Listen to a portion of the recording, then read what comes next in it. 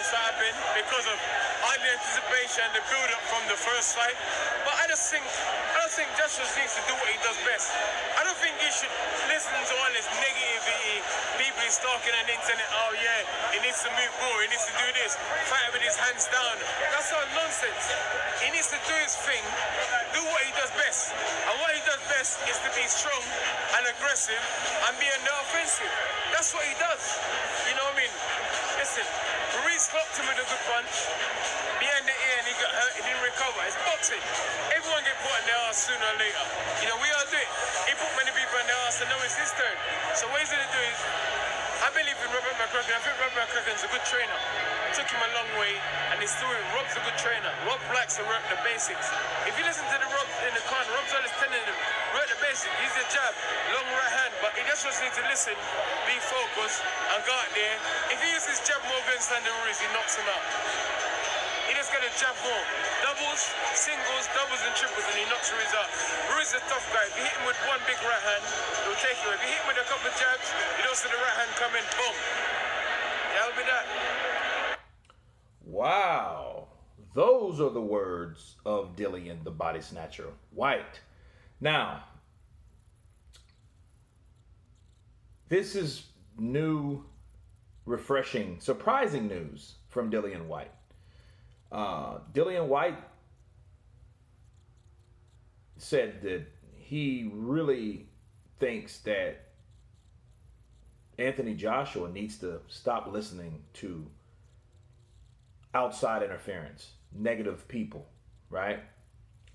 And there's a lot of people criticizing Rob McCracken, you know, and that's what I want to talk to you guys about because we have heard a lot of things about Rob McCracken, you know, from Lennox Lewis, you know, he hasn't, how you're supposed to have a third grade coach, you know, when, you know, he's supposed to be on a university level. And he gave him the wrong instruction, like Jonathan Banks said earlier, you know, lately, rather. And it's funny about Dillian Whyte's advice, basically, to Joshua. Do what he does best, and I'm going to get to that. And he believes in Rob McCracken because he said Rob McCracken told him to use the straight jab, keep him long, and set up the right hand.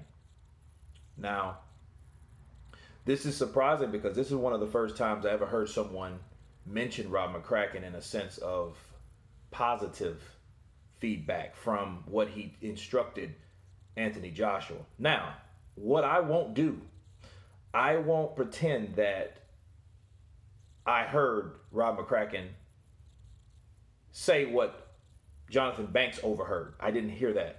Okay, not calling him a liar, not saying anything. He said he was close enough. Okay, I don't doubt that. However, I did hear Rob McCracken tell Joshua, okay, to keep him long. Okay, and keep him long. You set up the 1-2, the jab, and the right hand. Now, I did hear that from Rob McCracken in that corner. I will vouch for that because that's what I heard. Now, if he did overhear Rob McCracken say, fight him on the inside, that means that must have, whatever that game plan he primarily wanted him to do changed, you know, depending on what was going on in the round at the time to fight on the inside, you know, because I didn't hear him say that. Dillian Whyte, not saying Dillian Whyte had anything to say about Jonathan Banks. He just said Rob McCracken gave him the right instructions. He's a good trainer. People should get off his back, you know. Anthony Joshua didn't listen, okay? And Anthony Joshua, in many interviews, he said that if I was Rob McCracken, I would be thinking, if I took myself out of my body to look at what I'm doing, I would ask myself, what the hell am I doing? Because he wasn't doing, I guess, what Rob McCracken instructed him to do, okay? Now, it's really strange to hear two different stories. You know, Jonathan Banks said he overheard him say, fight him inside. If that was the case, I would disagree with that. I would say, hey, that's the wrong game plan. You know, but what Dillian Whyte's instructions were versus what I heard Rob McCracken say versus what Dillian Whyte said to do, that was the right game plan. Because obviously you want to create distance between a taller fighter and a shorter fighter like Ruiz is to Joshua. Create distance. How do you do that? Keep him long, meaning with the jab, to set up the right hand. 1-2. Okay? Either to the head or body, doesn't matter. Okay? So that's what the instructions of Rob McCracken was. That's what I overheard. Okay? Now, maybe Joshua didn't listen. Maybe he didn't want to just say, hey, I didn't listen. It was my fault. He does blame himself, though. He does. He doesn't blame anyone else. He doesn't blame what happened before the fight, during the fight. He doesn't blame anyone but himself. His coach, nobody. Right? We did hear some things evolved around that he mentioned. You know, but initially, he didn't blame anyone, including McCracken. Now, as far as Dillian Whyte says, hey, he could knock out Andy Ruiz, you know, with that game plan. That could happen if he follows it. That's if he follows it. Okay? But I will say this, along with what Dillian Whyte said, Joshua has to do what he does best. Well, I would have to counterpunch in that regard, simply because if he was going to do what he always does, he got where he was doing what he always does. So he has to change something. Okay, so you can't say, oh, be who he always was. No, he has to change something that he does. He has to change the strategy. You know, and actually him being aggressive and headstrong, like Dillian Whyte said, you know, a forward, strong fighter that puts people on their ass, he has to be smart. He can't hurt Ruiz and then go in for the kill thinking Ruiz won't fight him back. That was one of the major problems in that fight. So, you know, we're looking at that like, okay, he has to change something, because if he hasn't figured out where he did wrong, and he got that wrong in the second fight, he could lose again, just the same way as he lost the first time.